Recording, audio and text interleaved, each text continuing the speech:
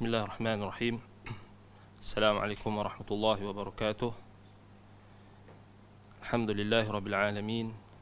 Wabihi nasta'in ala umuri dunya waddin.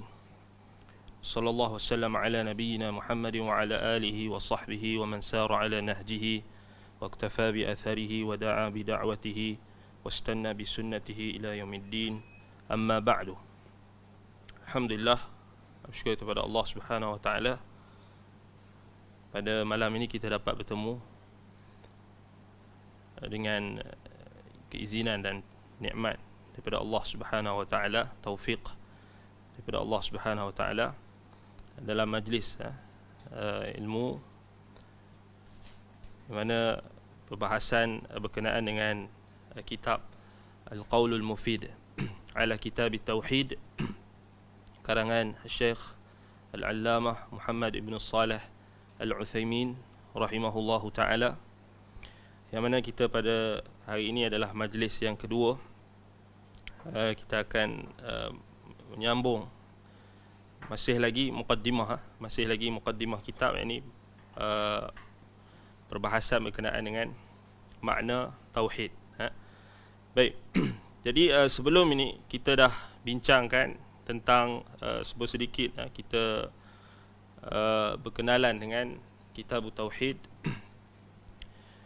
dan apa yang kita sentuhkan pada sebelum ini lebih pada pengenalan secara umum dan juga beberapa nasihat ataupun motivasi berkenaan dengan menuntut ilmu. Baik.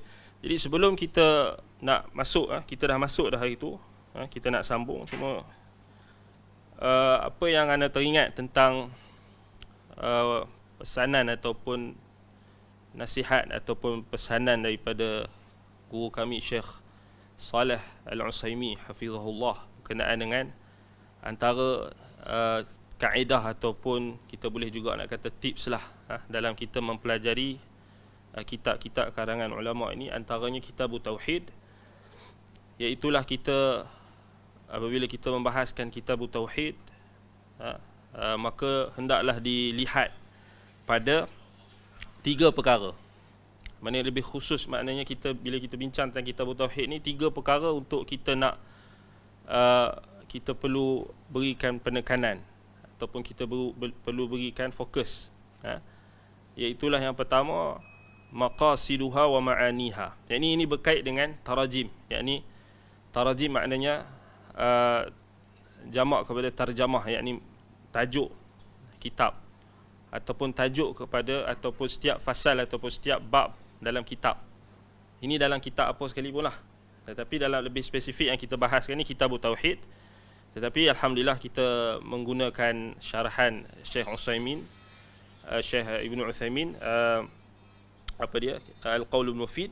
Jadi kita mungkin tak berapa nampak sangat perbahasan yang lebih spesifik, yang secara spesifik yang menjelaskan tentang maqasid, tujuan, makna tarjamah.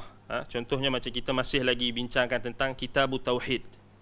Kalau kita buka kitab Tauhid tu, maknanya perkara pertama yang kita akan jumpa tidak ada muqaddimah kan. Kitab Tauhid kan. Sama ada diletakkan dengan judul yang ringkas, kitab ataupun kitab Tauhid alladhi huwa haqqullahi 'alal 'abid, dan seangkatan dengannya. Tetapi ala kulli hal dia tidak ada muqaddimah kitab. Dan kita dah sebut dalam kelas sebelum ini tentang hikmah ataupun kenapa tak diletakkan muqaddimah oleh penulis. Ini penulis muallif lah merujuk kepada Syekh Muhammad bin Abdul Wahhab rahimahullahu taala.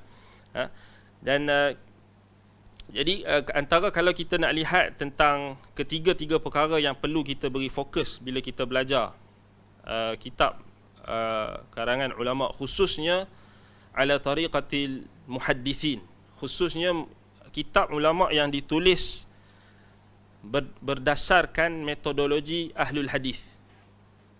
Jadi kalau kita nak letakkan kategori kitab Tauhid ini, boleh kita masukkan kitab Tauhid ini termasuk dalam penulisan ulama yang menurut metodologi muhaddithin, ahlul hadis. Maknanya dia hanya letakkan terjemah kitab itu atau bab yang ada di dalam kitab hanya dipenuhi dengan Al-Quran, kalamullah, dan juga hadis Nabi SAW. Kan? Sebab itu ini antara keunikan metod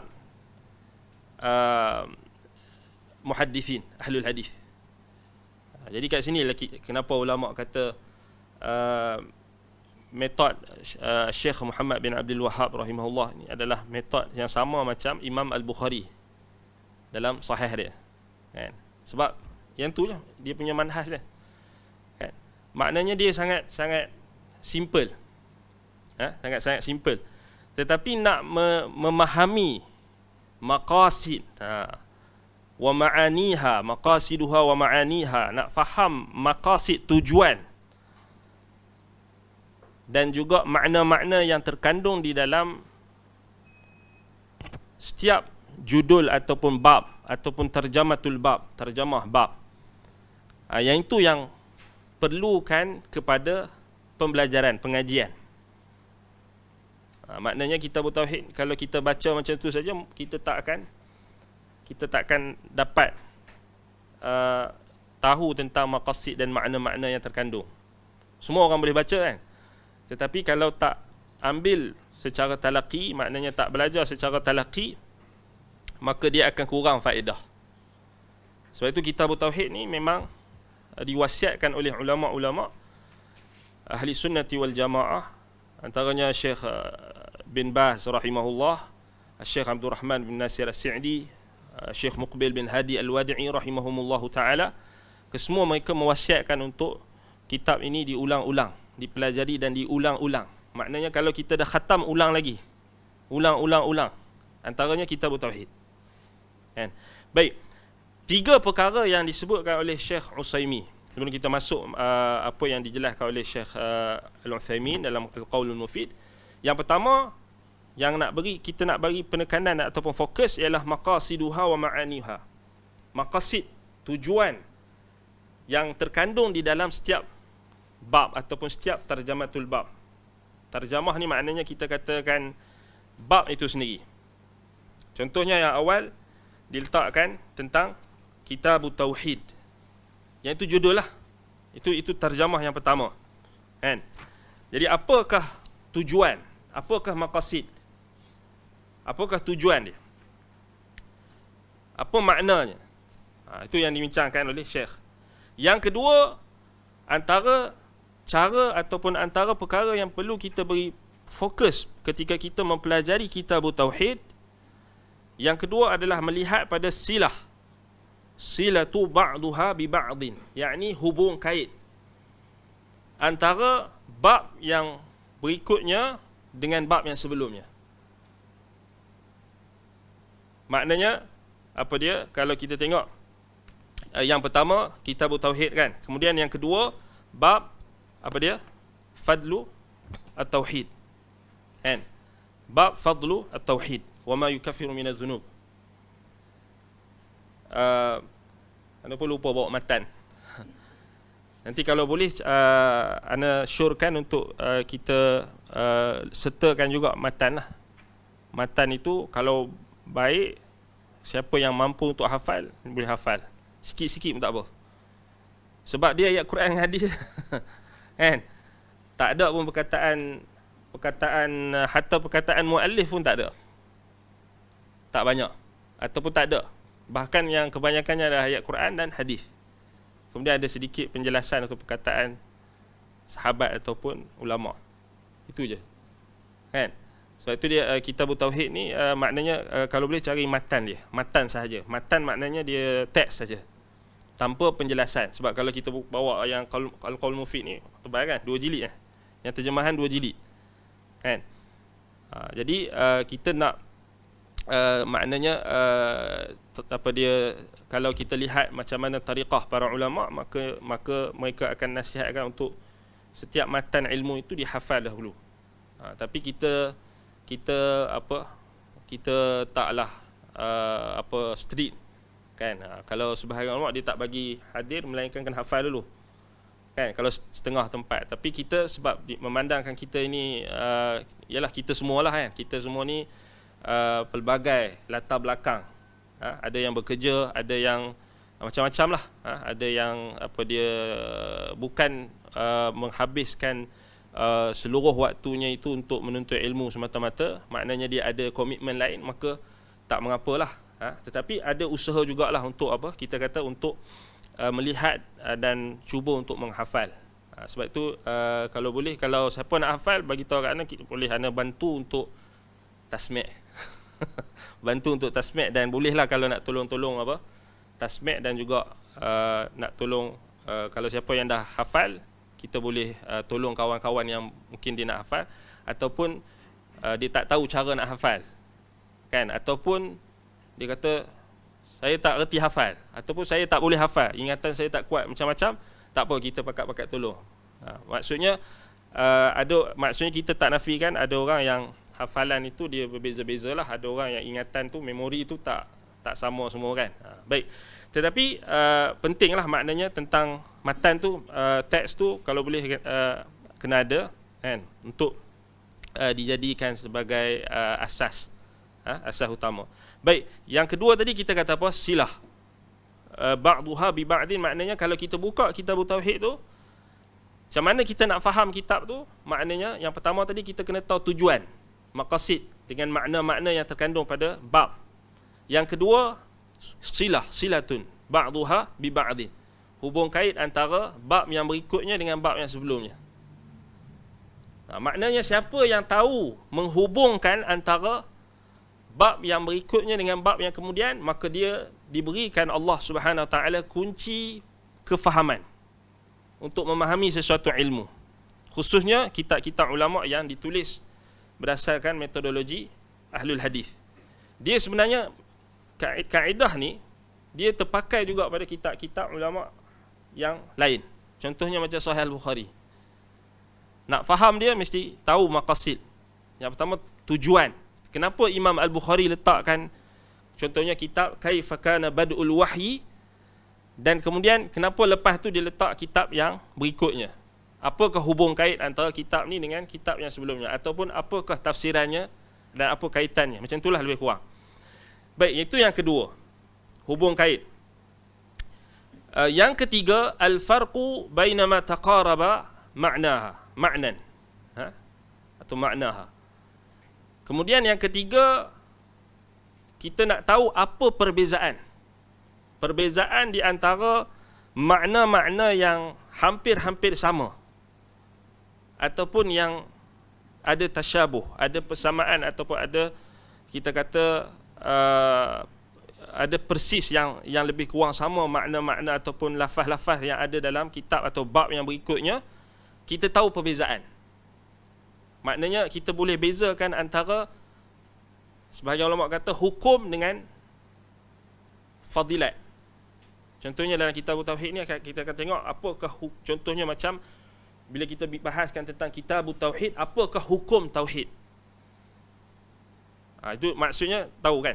Kemudian bab yang berikutnya, kita nak tahu apa perbezaan bab yang berikutnya. Bab yang berikutnya cerita tentang apa? Fadlut tauhid wa ma yukaffiru minadz dzunub. Kelebihan tauhid. Kat situ dia tak bahas tentang hukum lah, fadilat. Nampak? So kat situ kita nak tahu perbezaan. Maknanya yang ketiga tu dia tahu perbezaan. Sebab itu asas dalam kita nak memahami kunci, kita boleh kata kunci pemahaman bila kita nak mempelajari khususnya kitab yang kita bincang ni, kitab tauhid. Tapi alhamdulillah kita akan jadikan asas kitab kita ni ataupun pengajian kita ni, kita terus ambil kalam syarah yakni Syekh Uthaymin. Maknanya kita terus tengoklah, kita terus baca perkataan Syekh Uthaymin. Maknanya kita punya fokus tu dah, maksudnya balik kepada kita jadikan kelas kita ni sebagai penjelasan Syekh Uthaymin tu sebagai asas kan. Tetapi kalau kita tengok secara spesifiknya, yang asasnya adalah matan tu, teks, kan? Tetapi kita ambil penjelasan Syekh Uthaymin sebab kita nak nilai tambah lah, kita nak benda yang faedah-faedah yang lebih baik, lebih mantap untuk kita sama-sama melihat penjelasan tu lebih kita kata lebih tersusun dan lebih banyaklah faedah yang kita boleh dapat. Maknanya kalau kita ambil syarahan, antaranya syarahan Syekh Uthaymin. Baik, Al-Qaulul Mufid.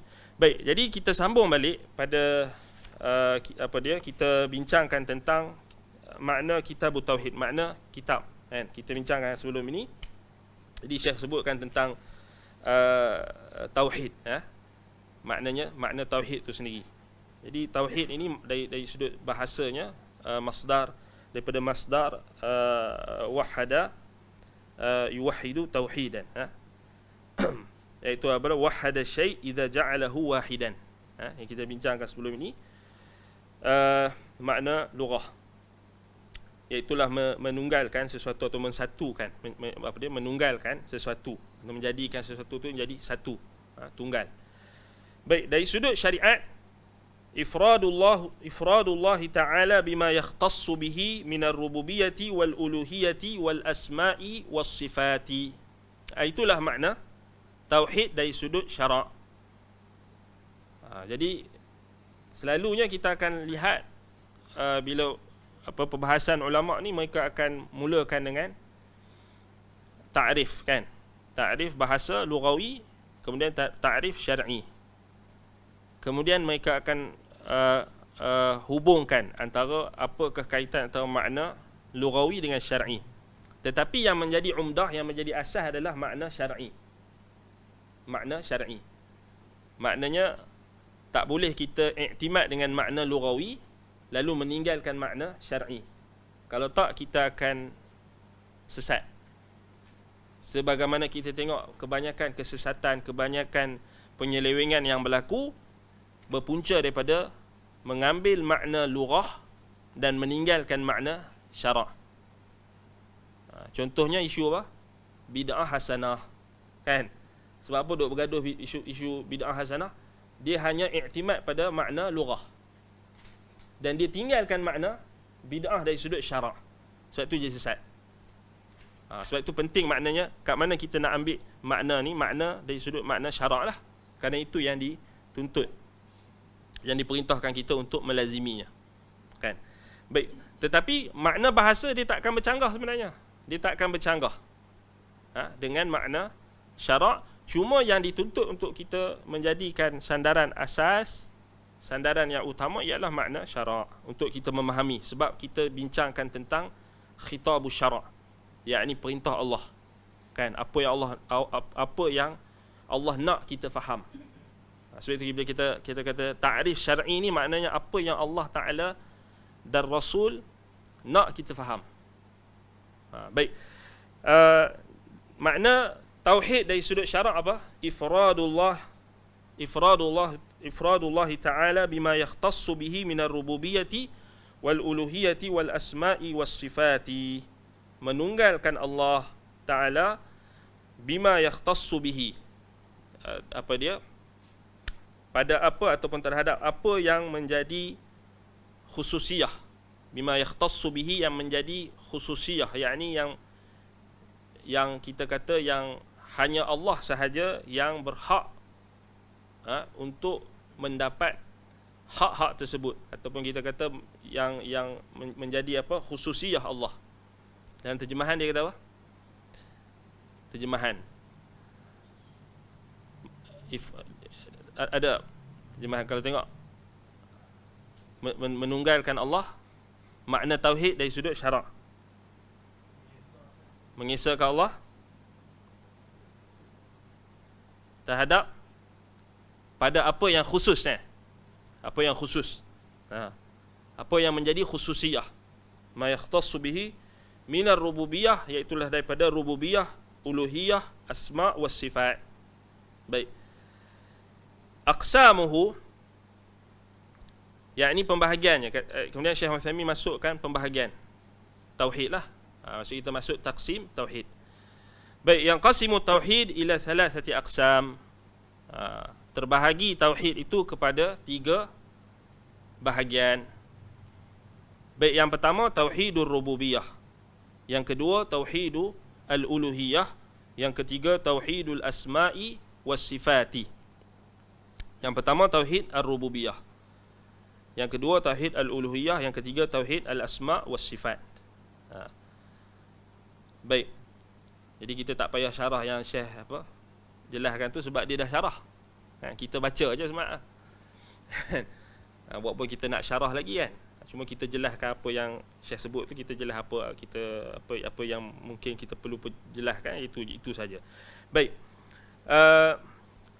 Kemudian kata Syekh, wa qad ijtama'at fi qawlihi ta'ala Rabbus samawati wal ardi wa ma bainahuma fa'budhu wastabir li'ibadatihi hal ta'lamu lahu samiyya. Dan telah terhimpunlah, wa qad ijtama'at, maknanya terhimpunlah pembahagian 3 tauhid itu dalam firman Allah Ta'ala, iaitulah dalam surah Maryam ayat 65, Rabbus samawati wal ardi wa ma bainahuma fa'budhu wastabir li'ibadatihi hal ta'lamu lahu samiyya. Baik. Kalau siapa ada pen ke apa ke, maknanya bahagikan 3. Sekarang ni Syekh kata tauhid pembahagiannya kepada 3. Ada 3 bahagian. Baik. Sekarang ni kemudian Syekh sebutkan 3 bahagian tu. Yang pertama tauhid rububiyah, kemudian tauhid uluhiyah, kemudian tauhid asma' was sifat. Baik, kemudian Syekh bawa dalil. Maknanya 3 tauhid, 3 pembahagian tauhid itu terhimpun pada firman Allah Ta'ala, iaitu dalam surah Maryam ayat 65. Baik. Dekat mana tauhid rububiyah? Baik, kemudian nanti Syekh akan jelaskan tentang makna rububiyah, uluhiyah, asma' was sifat. Kan? Baik. Kita kena faham dulu ayat tu kan. Jadi kalau siapa yang boleh buka tafsir, boleh buka tafsir. Siapa yang boleh buka terjemahan, buka terjemahan. Baik. Jadi kalau kita lihat ayat tu, Rabbus samawati wal ardi wa ma bainahuma, yakni Tuhan. Rabb, yakni kata Imam Ibn Kathir rahimahullah, khaliqun. Ay Rabbus samawati wal ardi wa ma bainahuma, maknanya khaliqun dzalika wa mudabbiruhu wal hakimu fihi wal mutasarrifu alladhi la mu'aqqiba li hukmihi. Maknanya Tuhan yang mencipta langit dan bumi, wa ma bainahuma, dan apa yang ada di antara keduanya. Jadi Rabb kat sini maknanya khaliqun, ay khaliqus samawati wal ard. Ay Rabb khaliqus samawati wal ard. Makna Rabb maknanya pencipta, yakni Tuhan yang mencipta langit dan bumi dan apa yang ada di antara keduanya. Langit, as-samawat, sebab apa datang dalam jamak? Kenapa tak datang sama saja? Sebab langit ada 7 petala. Maknanya langit ada banyaklah, berlapis lah, berpetala. Jadi bukan langit yang kita nampak ni saja. Maknanya langit yang sampai ke langit yang ke-7, samawati.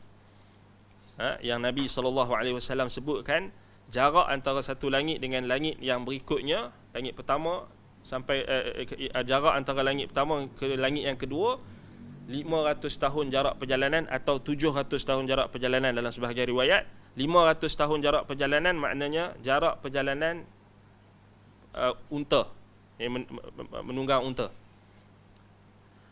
500 tahun jarak perjalanan kuda.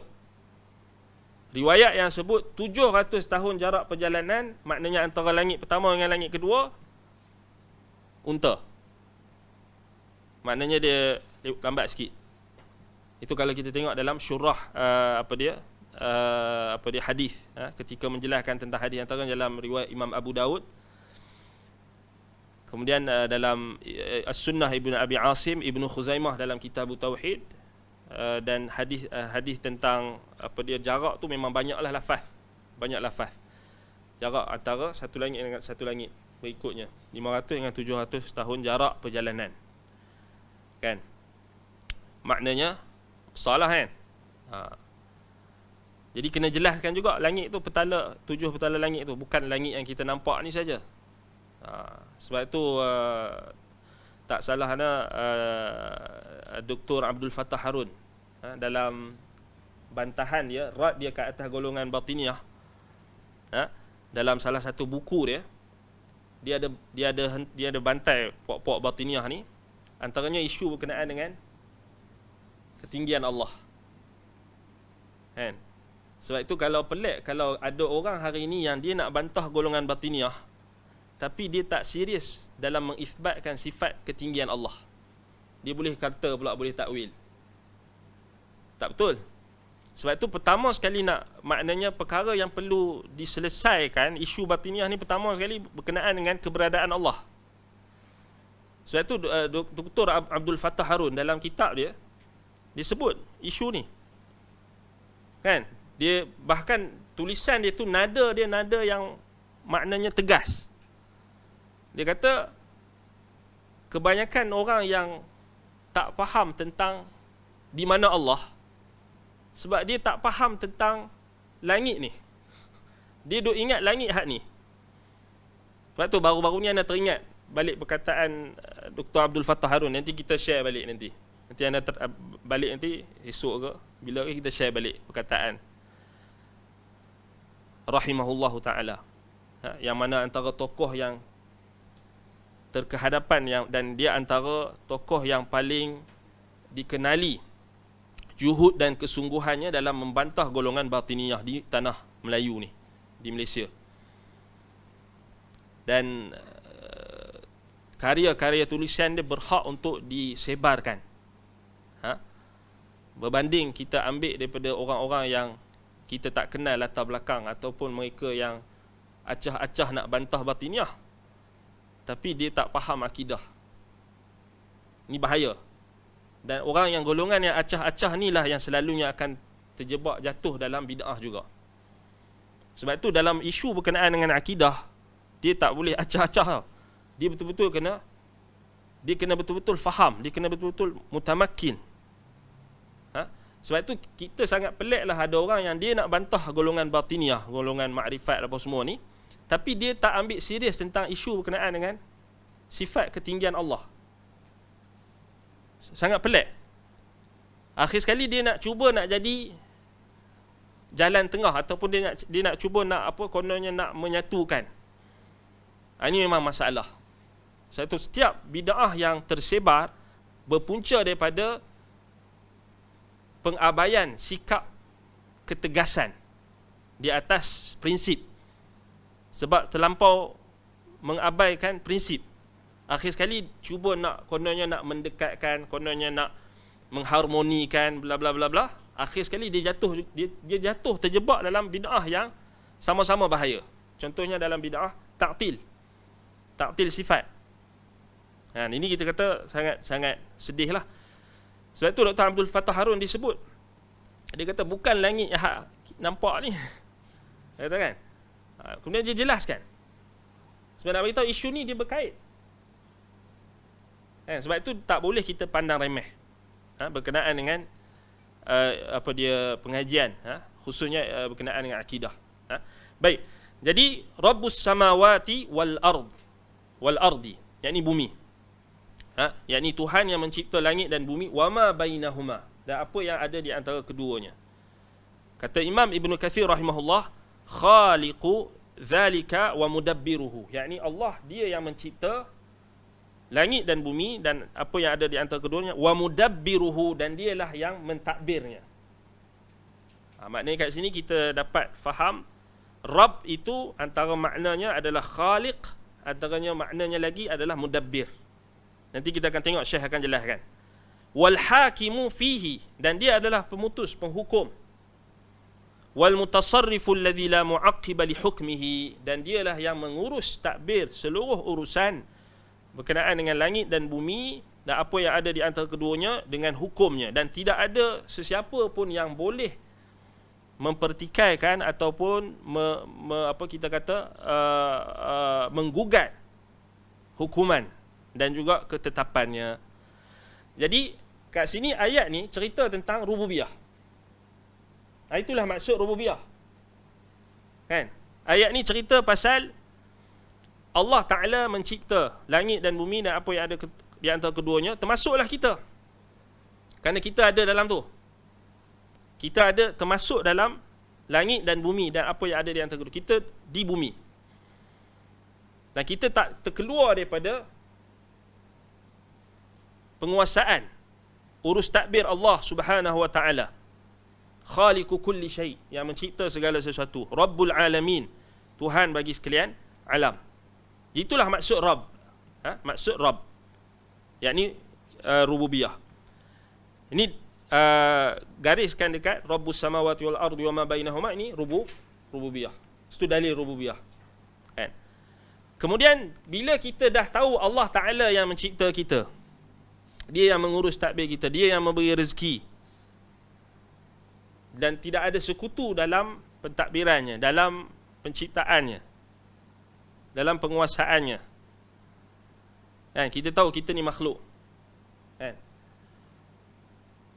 Kita sedar kita ni makhluk. Jadi apa kena buat? Fa'budhu wastabir li'ibadatihi. Maka sembahlah. Sembahlah siapa? Sembah diri sendiri ke? Fa'bud nafsaka ke? Fa'budhu, yakni sembahlah Tuhan yang mencipta Rabbis samawati wal ard wa ma bainahuma. Tuhan mencipta langit dan bumi dan apa yang ada di antara keduanya. Sembahlah dia. Maknanya rububiyah itu menuntut kamu, pengetahuan kamu tentang rububiyah Allah menuntut kamu untuk mengabdikan diri kepadanya. Fa'budhu. Sembahlah dia, wastabir li'ibadatihi, dan bersabarlah dalam beribadat kepadanya. Kemudian hal ta'lamu lahu samiyya. So yang kedua, fa'budhu wastabir li'ibadatihi, gariskan itu apa? Tauhid uluhiyah. Yakni maknanya kita mengesakan Allah dalam ibadah. Dalam ibadah, pengabdian. Sebab Allah Ta'ala ciptakan kita untuk mengabdikan diri kepadanya, kerana kita makhluk. Hal ta'lamu lahu samiyya, gariskan itu asma' wa sifat. Sebab Ibnu Abbas radhiyallahu anhuma tafsirkan hal ta'lamu lahu samiyya ay hal ta'lamu lahu mathala. Maknanya hal ta'lamu lahu mathalan aw syabahan. Hal ta'lamu lirabbi mathalan aw syabahan, kata Ibnu Abbas radhiyallahu anhuma. Maknanya, adakah kamu tahu bagi Allah itu, baginya itu ada sifat, ada makhluk ataupun ada sesuatu yang menyamai sifatnya, yang boleh mathala, maknanya yang sama sifat dengan dia, syabaha, yang menyerupai sifatnya. Sebab itu juga yang ditafsirkan oleh Mujahid, Sa'id bin Jubair, Qatadah dan Ibnu Jurayj, dan selainnya. Sebab itulah datang dalam tafsir, salah satu tafsir daripada Ibnu Abbas juga, ketika mentafsirkan ayat ni, beliau mengatakan laisa ahadun yusamma ar-rahman ghairahu tabaraka wa ta'ala wa taqaddasa ismuhu. Tidak ada satu pun makhluk yang dinamakan dengan nama Ar-Rahman melainkan Allah tabaraka wa ta'ala. Dalam sebahagian riwayat disebutkan tidak ada satu pun makhluk yang dinamakan dengan Allah kecuali dia. Maknanya tak ada dah persamaan. Tak ada siapa yang boleh kita kata sama dengan Allah Subhanahu wa taala dari sudut nama dan juga sifatnya. Baik. Jadi itu dalil yang dikemukakan oleh Syekh. Kemudian Syekh masuk perbahasan berkenaan dengan pembahagian yang pertama. Jadi kita nak masuk perbahasan yang pertama, al-qismul awal, tauhidur rububiyah. Baik, jadi pembahagian tauhid 3 ni datang daripada mana? Kalau orang tanya kita tauhid 3 ni siapa yang mula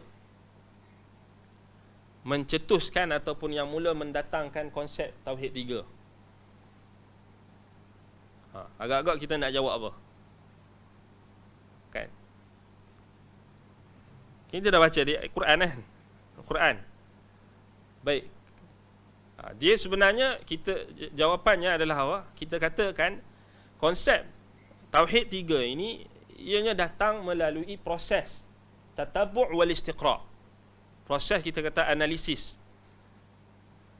Dan juga penelitian, kajian yang dilakukan oleh ulama apabila mereka melihat seluruh apa yang terkandung di dalam Al-Quran dan juga As-Sunnah. Apabila membahaskan tentang tauhid, maka ia tidak lari daripada 3 pembahagian tadi. Itu maksud tatabu' wal istiqra'. Itu maksud tatabu' wal istiqra'. Maknanya proses itu dilakukan oleh para ulama dengan apa? Kita kata dengan analisis. Kan? Sebab ialah kita nak buat analisis sendiri tak mungkin. Kan? Nak istinbat daripada ayat Quran pun tak mungkin. Kerana kita ni jahil. Sebab itu kita rujuk pada para ulama, yang mereka yang mempunyai alat-alat untuk berijtihad dan juga untuk istinbat daripada ayat-ayat Al-Quran dan juga hadis. Sebab itu datang. Maknanya proses tatabu' al-istiqra' ni melalui kalam-kalam ulama. Macam mana ulama ambil? Maksudnya keluarkan konsep 3 tauhid 3 ini, iaitu macam mana dia punya practically dia. Kalau kita tengok zaman sekarang ni, macam mana kita nak tahu? Iaitulah dengan merujuk kalam-kalam ulama tafsir yang muktabar, khususnya bermula daripada para sahabat Nabi, kemudian tabi'in, tabi'in dan pengikut-pengikut mereka.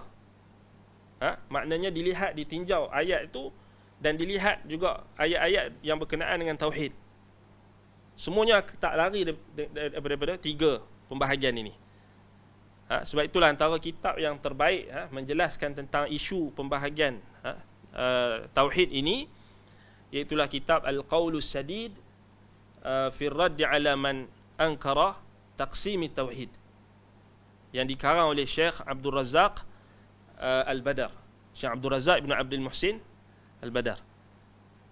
Tak salahnya dulu Baitul Salam pernah buat ataupun baru-baru ni pernah ada buat program tentang kitab tersebut. Ana tak ingat dah. Rasanya bukan kat sini. Yang latest Ustaz Abu Mubarak, dia ada bentangkan tentang kitab Al-Qaulus Sadid fi radd 'ala man ankara taqsim tauhid, karangan Syekh Abdul Razak. Boleh, maknanya kalau siapa yang nak tahu lebih lanjut tentang siapakah ulama-ulama yang menyebutkan tentang pembahagian tauhid 3 ini, rububiyah, uluhiyah, asma' wa sifat, boleh rujuk kitab tersebut. Sangat-sangat bagus. Dah ada dah versi PDF pun ada. Terjemahan rasanya dah ada juga. Terjemahan rasanya diterjemahkan oleh Profesor Dr. Basri Ibrahim. Dia ada terjemahan. Terjemahan bagus. Terjemahan kitab Al-Qaulus Sadid Syekh Abdul Razak. Tak salahnya Prof Dr. Basri dia ada terjemah. Kan? Jadi boleh cari kitab tu kalau nak tahu tentang maknanya kita akan berhadapanlah dengan orang yang akan mempertikaikan pembahagian ini di kalangan orang-orang yang tidak berada di atas landasan ilmu, atau orang-orang yang mempunyai hasad, dengki terhadap para ulama dan terhadap kebenaran. Mungkin mereka akan mempertikaikan.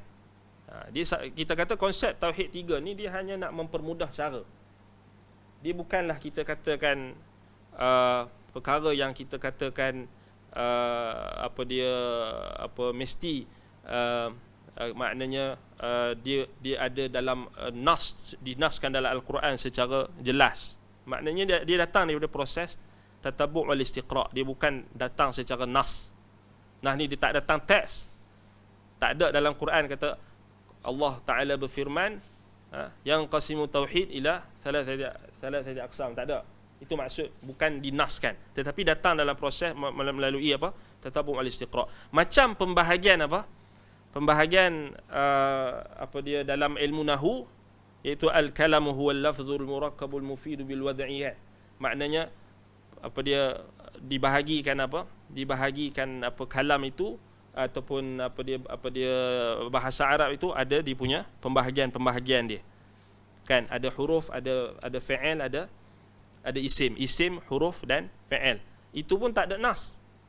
Tapi datang melalui tatabu' wal istiqra', analisis para ulama daripada perkataan orang Arab yang diambil daripada syair-syair dan sebagainya, maka dapatlah pembahagian kalam atau pembahagian kalam dalam bahasa Arab itu terbahagi kepada 3. Isim, huruf dan isim, fi'il dan huruf.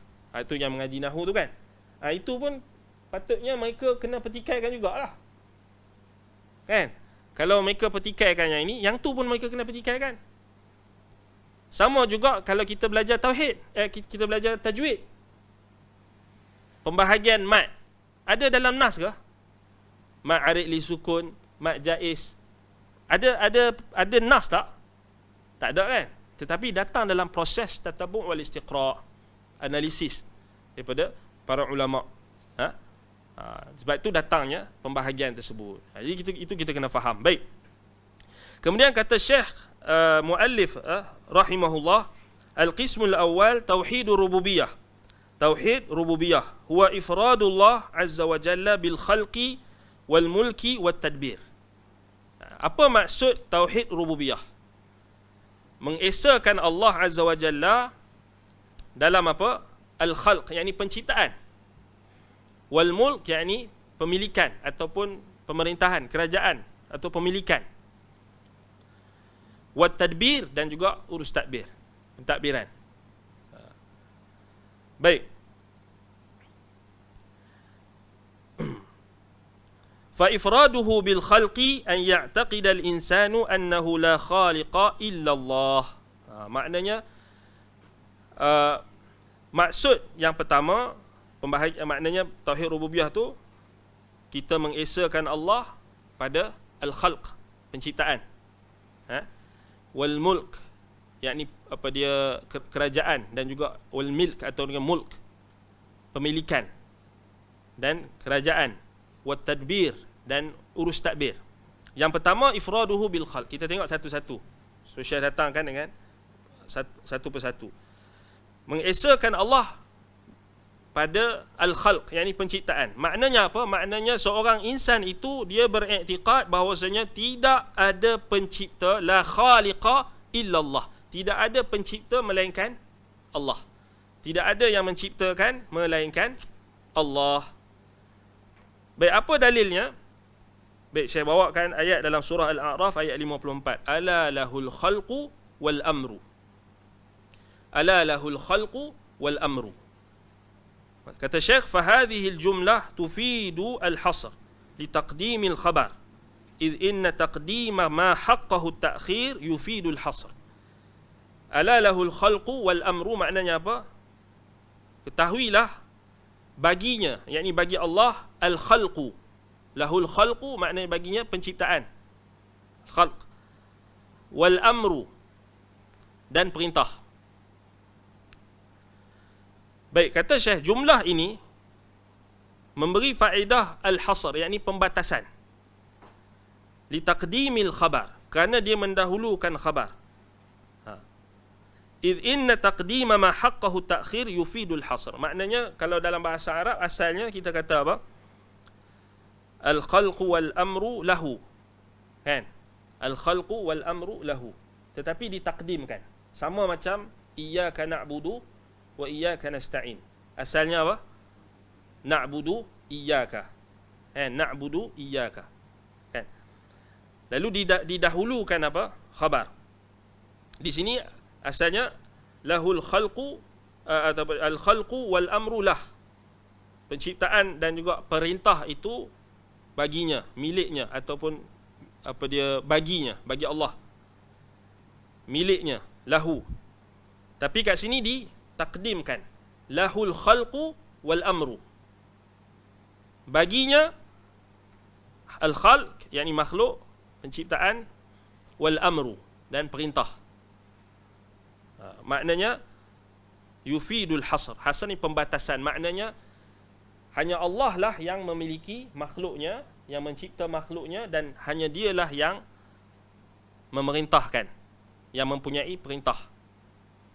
Kat sini juga ulama ahli sunnati wal jamaah gunakan dalil ini juga menunjukkan Al-Quran itu kalam Allah, bukan makhluk.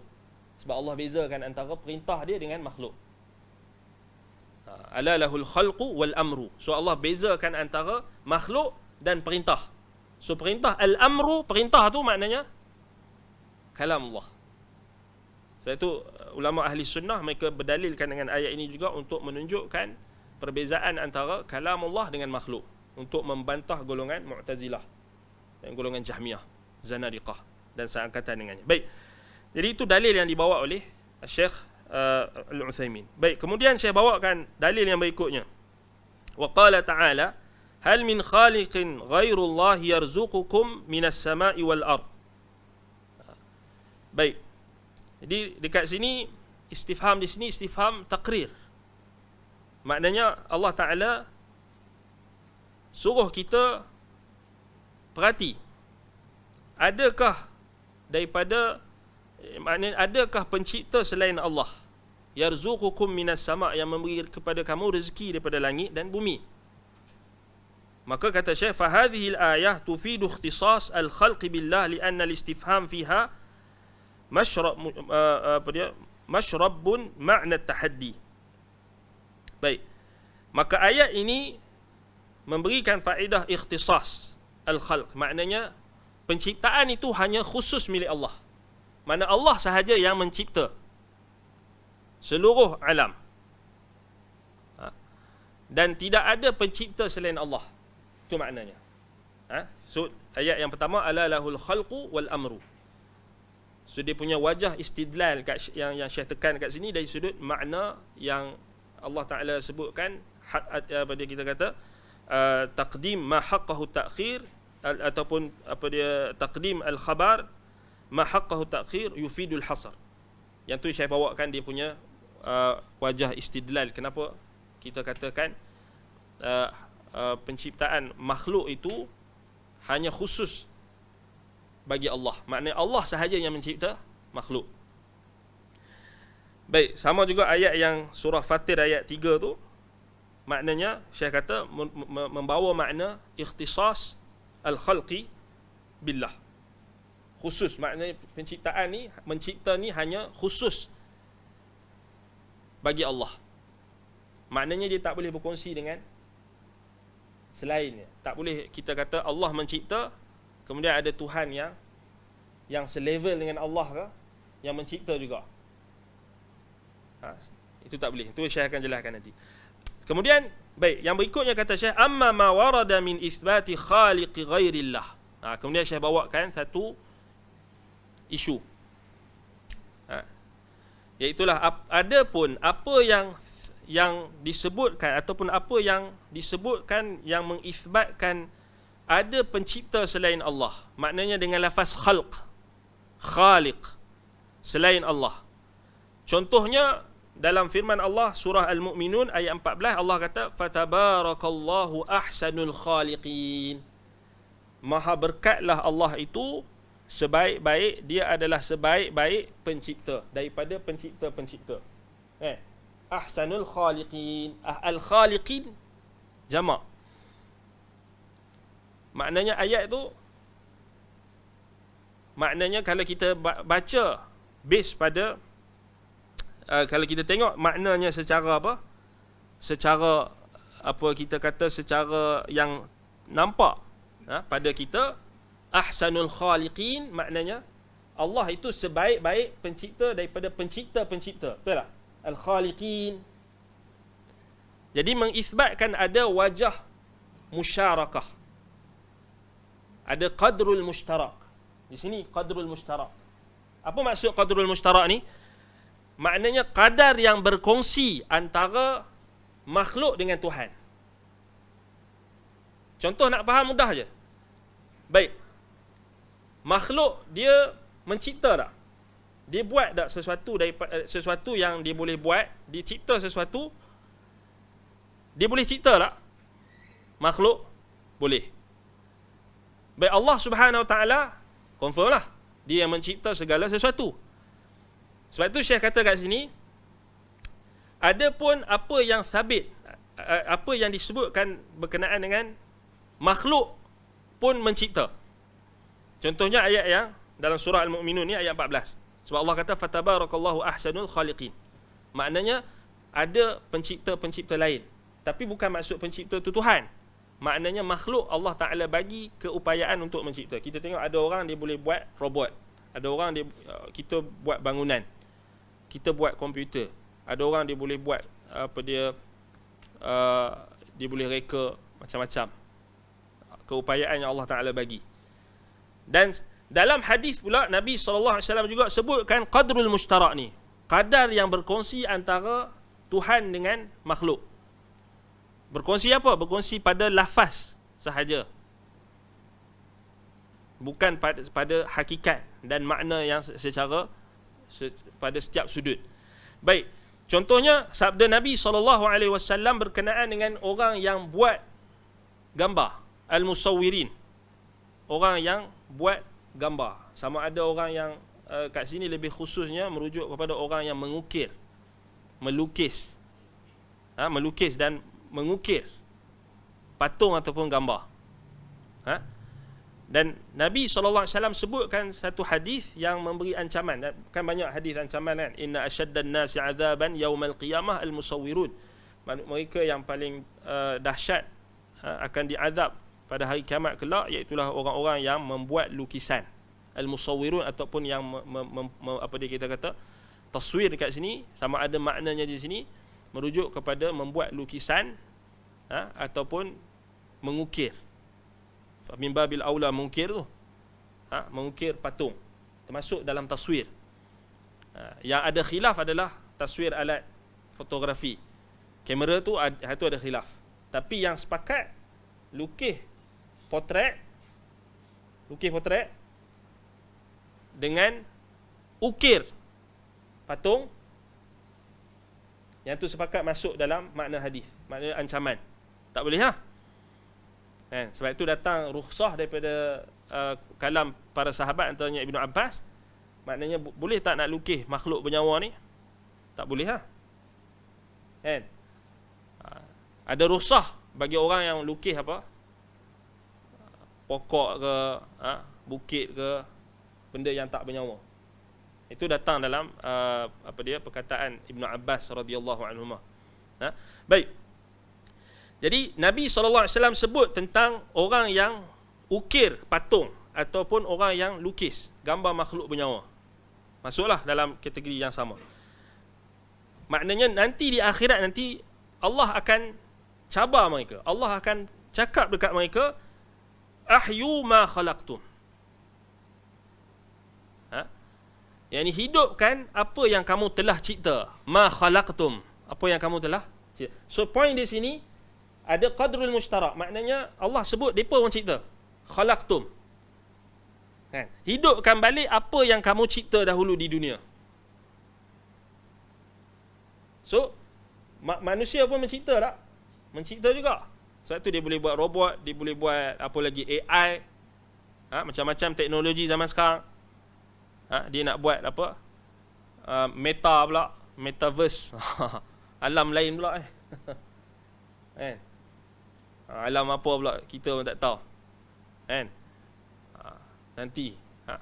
Sebab tu kita kena bersiap dengan ilmu kan. Kalau ilmu kita tak update tapi teknologi kita update, itu akan melingkup lah nanti. Sebab itu ilmu sentiasa kena update Baik, jadi kata Syekh, fahadha laisa khalqan haqiqatan. Maka ini bukanlah penciptaan yang secara hakiki.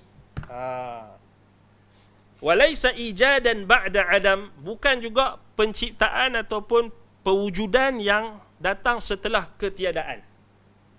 Faham tak? Bal huwa tahwilu li syai' min halin ila hal. Bahkan ianya hanyalah perubahan, tahwil ataupun ubah suai, tahwil. Li syai' terhadap sesuatu, min halin ila halin, daripada satu keadaan kepada satu keadaan.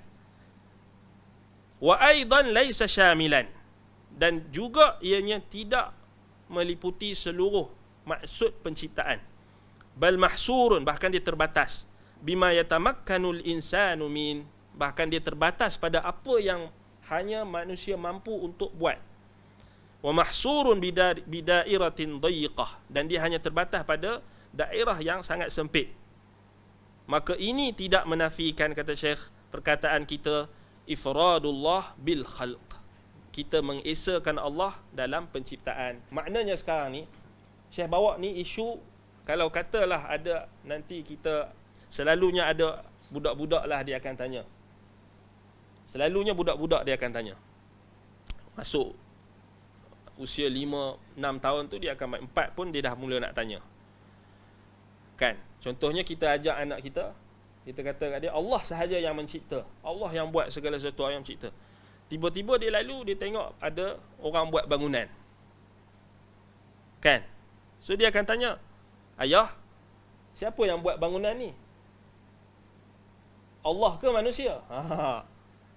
Ini selalu orang tanya. Bahkan ini juga yang dinukilkan daripada guru kami, Syekh tak salah Su'ud Da'jan hafizahullah, bila dia bawakan cerita yang mana ada 2 orang budak ni bertelagah. Satu hari dia orang lalu dekat tempat pembinaan construction. Kemudian 2 orang budak ni bergaduh. Jadi seorang ni kata bangunan ni Allah yang cipta. Seorang lagi budak ni kata bangunan ni manusia yang cipta. Bertelagah lah mereka. Baik, kita dah faham tadi. Macam mana kita nak jawab? Macam mana kita nak jawab? Maknanya, balik pada apa yang saya katakan tadi, ada qadrul mushtarak. Ya, kita tak boleh kata, tak boleh nafikan, ya manusia mencipta juga. Allah Ta'ala mencipta, manusia mencipta juga. Tetapi, ada perbezaan. Macam kata Syekh tadi, ciptaan manusia itu bukan hakiki. Maksudnya bukan hakiki di sini, bukanlah yang sama seperti apa yang dicipta oleh Allah. Maknanya, laisa ijadan ba'da adam. Maknanya, makhluk kalau dia buat sesuatu, dia bukan mewujudkan sesuatu daripada tiada. Tetapi dia hanya apa? Tahwil al-syai', tahwil li-syai' min halin ila hal. Dia hanya mengubahkan, kita kata apa, bentuk sesuatu itu daripada satu keadaan kepada satu keadaan yang lain. Maknanya orang yang buat rumah tadi, dia buat batu bata yang dia ambil tu dia buat sendiri ke? Tidak. Betul tak? Dia ambil daripada mana? Maknanya dia ambil daripada bahan mentah. So dia ambil daripada apa? Bata buat daripada bukit, batu. Dia ambil daripada batu, pecah batu. Batu tu dia buat ke? Confirm bukan dia buat. So dia hanya mengubah sesuatu keadaan kepada satu keadaan. Sama juga orang yang buat apa? Buat apa sajalah. Orang yang dia ukir patung, sama juga. Dia hanya ambil tanah liat. Tanah liat tu dia buat ke? Tak buat. Kan? Dia hanya ambil, kemudian dia ubah dari satu keadaan kepada satu keadaan. Dan dia juga, penciptaan dia juga tak meliputi segala sesuatu. Dia terbatas. Apa yang dia hanya mampu. Kalau dia buat patung, dia tak boleh masukkan roh dalam patung. Betul tak? Dia tak boleh buat. Kalau dia boleh buat robot, dia letakkan AI, Artificial Intelligence. Tapi tetap terbatas. Betul tak? Kalau dia pergi cabut apa dia Swiss robot tu, mati lah. Kan? Habis lah. Kan? Dan robot tu hanya diprogramkan atas apa yang dia mampu saja. Kan? Diprogramkan boleh cakap bahasa Melayu, boleh cakap logat utara contoh. Tapi bahasa Arab tak boleh. Kalau ditanya bahasa Arab, robot tu tak boleh jawab.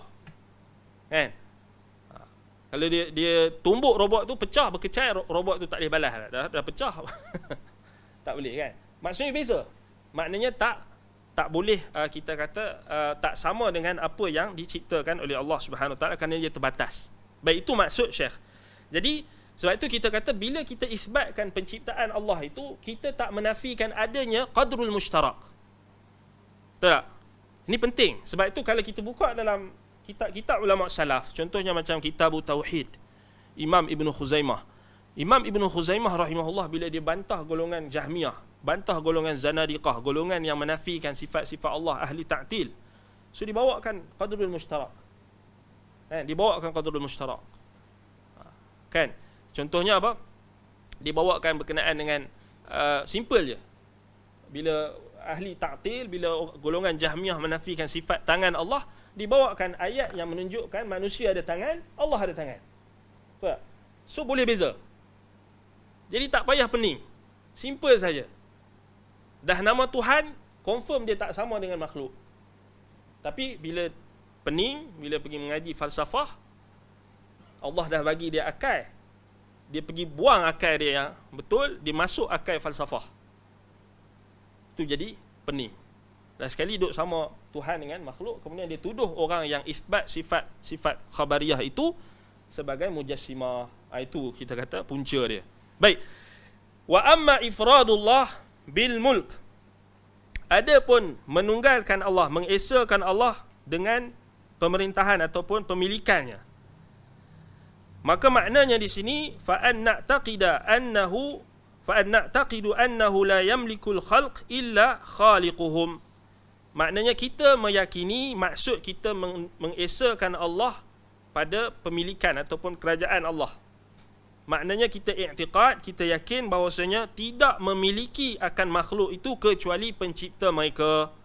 Sebagaimana firman Allah Ta'ala, walillahi mulkus samawati wal ard. Bagi Allah lah kerajaan langit dan bumi. Yang ini milik Allah lah. Segala yang ada di langit dan bumi milik Allah.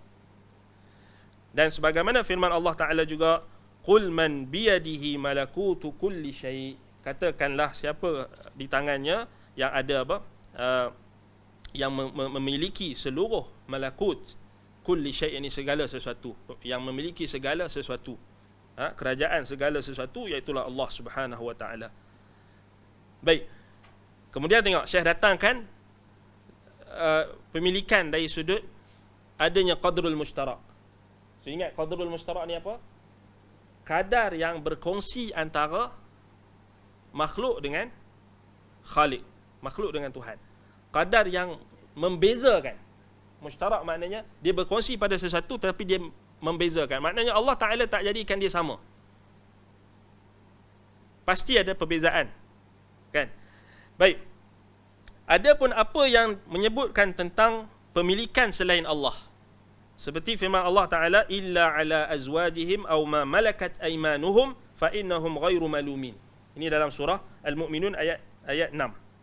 Allah kata tentang apa? Orang yang berjaya kan. Qad aflahal mu'minun. Antaranya apa? Mereka yang menjaga kemaluan mereka, kehormatan mereka. Kecuali bagi siapa? Isteri-isteri mereka atau auma malakat aymanuhum, yang mereka miliki dengan tangan kanan mereka, yakni concubine, hamba sahaya yang mereka dapat daripada peperangan, tawanan daripada peperangan ataupun yang mereka beli. Ini hamba sahaya ni dipanggil milkul yamin, dimiliki oleh tangan kanan. Aw ma malakat aymanuhum fa innahum ghairu malumin. Maka mereka tidak tercela pada apa yang mereka lakukan, pada apa yang Allah halalkan hanya untuk isteri-isteri mereka dan hamba sahaya mereka. Itu maksud dia. So sekarang ni Allah kata aw ma malakat aymanuhum. Maknanya hamba sahaya itu dimiliki oleh siapa? Tuan dia. Maknanya makhluk ada pemilikan tak? Ada pemilikan. Kan? Sama juga macam ayat dalam surah An-Nur ayat 61, aw ma malaktum mafatihahu. Atau apa yang dimiliki, yang dimilikkan mereka, yang dimiliki oleh mereka, mafatihahu, yakni kunci-kunci perbendaharaan sesuatu. Maknanya apa? Allah isbatkan adanya manusia juga, makhluk juga ada pemilikan. Betul tak? So semua kita ada milik kita. Kan? So baju yang kita pakai itu milik kita sekarang. Betul tak? Milik kita. Jadi sekarang ni apa yang membezakan antara kita dengan milik kita dengan milik Allah? Semua tahu kan? Semua faham kan? Saya kata fahuwa mulkul mahdudun la yashmilu illa syai'an yasiran min hadhihi al-makhluqat. Adapun makhluk, pemilikan dia hanyalah terbatas. Dan dia hanyalah memiliki sedikit sahaja daripada makhluk-makhluk yang Allah Ta'ala jadikan. Fal insan yamliku ma tahta yadi. Manusia dia memiliki apa yang ada di bawah tangan dia, apa yang ada di pada pemilikan dia lah. Wala yamliku ma tahta ma tahta yadin ghairuhu. Dan dia tak memiliki milik yang ada di tangan orang lain. Betul tak? Kan? So kita punya pen tu milik kita. Pen yang ada dekat jiran sebelah kita itu milik dia. Adakah kita memiliki? Tak kan? Kecuali kalau kita ni mencuri. Kan? Tu yang jadi apa? Tengok apa orang ada, dia nak ambil. Dia tak cukup dengan apa yang ada. Kecuali kan? Tapi still kita kata dia tak keluar daripada pemilikan dia tadi. Baik. Wa kadza huwa mulku qasirun min haitsul wasf. Fal insan la yamliku ma 'indahu tamam al mulk. ولهذا لا يتصرف فيه إلا على حسب ما أذن له فيه شرعا. Jadi maknanya beza dia jelaslah. Maknanya kita memiliki sesuatu tetapi kita tak memiliki secara total. Kan? Yang paling mudah kita nak faham yang ada pada anggota badan kita. Wa fi anfusikum afala tubsirun. Pada diri kamu, maka apakah kamu tak memerhatikan? Baik. Mata kita milik kita, betul tak? Tapi adakah bila kita, makna kata kita milik kita, adakah kita boleh kontrol mata kita ni? Maknanya kalau kata mata kita ni rosak ataupun mata kita ni tak nampak, boleh tak ataupun la qaddarallahu laha, kita minta lindung, mata kita masuk habuk ke sakit ke, boleh tak kita nak, maknanya kita nak perintahkan mata ini untuk tidak sakit? Tak kan? Ataupun kita salah satu anggota badan kita sakit, organ dalaman kita ni sakit perut lah kata, perut kita punya kan, boleh tak kita kontrol perut tu, jangan sakit perut, jangan sakit, aku nak makan nasi kandak lepas ni, dia tak, maknanya kita tak mempunyai pemilikan penuh, maknanya kita tak boleh kontrol pun, maknanya terbatas, pemilikan kita tu terbatas. Kita sendiri, kalau kita mati, boleh tak hidup balik? Kita mati, kita semua mati, boleh tak kita, ya Allah bagi aku hidup balik? Tak boleh kan? Sebab kita ni, pemilikan kita terbatas. Betul tak? Kalau kita demam, kalau kita demam, maknanya kita makan, deria kita milik kita kan, deria tu milik kita, maknanya ada dekat kita, kita memiliki kan. Ada benda yang Allah Ta'ala bagi, kita boleh kontrol, kita boleh kawal, tapi ada benda yang tak boleh kita kawal kan. Contoh kalau kita demam, hilang kita punya deria bau, rasa, makan apa pun tak rasa apa, makan nasi kandak pun jadi tak sedap, makan apa pun jadi tak sedap. Sebab walaupun dia tu datang daripada, maknanya dia ada dekat dengan kita, kita boleh kata dia milik kita, tetapi adakah pemilikan tu secara penuh? Sudah tentu tidak. Itulah perbezaan, maknanya kata Syekh, la yamliku ma 'indahu tamam al-mulk. Tamam al-mulk. Manusia dia tidak memiliki dengan pemilikan yang penuh. Itu perbezaan dia. Baik. Famathalan, kemudian Syekh bagi contoh, law arada an yahriqa malahu. Kalau ada orang yang dia nak bakar harta benda dia, au yu'adziba hayawanahu, ataupun dia nak azab binatang ternakan dia atau binatang belaan dia, kita katakan kat dia la yajuz, tak boleh. Contoh, ada orang dia nak bakar harta dia, harta tu milik dia, dia nak bakar rumah dia, ataupun dia nak bakar kucing belaan dia, boleh tak? Boleh tak? Tak boleh. Kita kata tak boleh. Sebab apa? Walaupun kita memiliki harta kita, tapi boleh tak kita mudaratkan harta benda kita tanpa sebab? Tak boleh, walaupun dia milik kita. Betul tak? Kita ada kereta, kita saja-saja bakar kereta kita, walaupun itu milik kita dan kita boleh buat, tapi dari sudut syaraknya tak boleh. Nampak? Kan, kalau orang tengok, gila lah orang kata kan. Tapi kat sini saya nak bagi tahu, itu maksudnya pemilikan kita tak penuh. Kita bela kucing, kemudian tiba-tiba kita nak bakar kucing kita. Boleh tak? Tak boleh. Sebab walaupun kita memiliki hal tersebut, binatang tersebut, dia bukan, kita tak diberikan pemilikan penuh. Maknanya ada batasan. Betul tak? Fahuwa yamliku, apa dia kata Syekh? Amma Allah, adapun Allah, fahuwa yamliku dzalika kullahu mulkan amman syamila. Adapun Allah Ta'ala, dia memiliki seluruh makhluknya dengan pemilikan yang penuh. Pemilikan yang kita kata yang daripada setiap sudut. Maknanya Allah Subhanahu Wa Ta'ala, dia berhak untuk buat apa yang dia kehendaki. Fa'alun lima yurid. Kerana dia adalah pemilikan adalah pemilikan yang penuh, pemilikan yang kita kata total. Kita kata tak terbatas. Adapun kita, pemilikan apa yang menjadi milik kita tu terbatas. Kan? Maknanya kita kata itu perbezaan qadrul mushtarak, maknanya perbezaan antara Tuhan dengan makhluk yang diketengahkan oleh Syekh. Maknanya kita kiaskanlah dengan benda-benda lain lah, maksudnya pemilikan, penciptaan yang macam tadi saya sebutkan. Baik. Sama juga macam urus takbir kan, yang akan dibincangkan oleh Syekh pun sama juga. Kita kata akan ada qadrul mushtarak. Baik.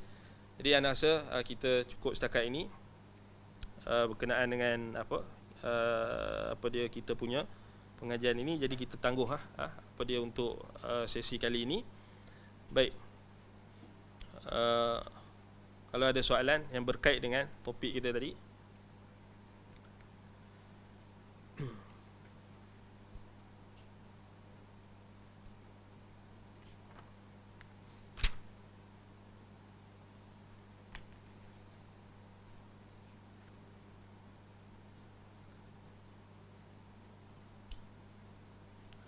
Baik, dia rasa cukup dekat itu. Aqulu qawli hadza wa astaghfirullah li wa lakum.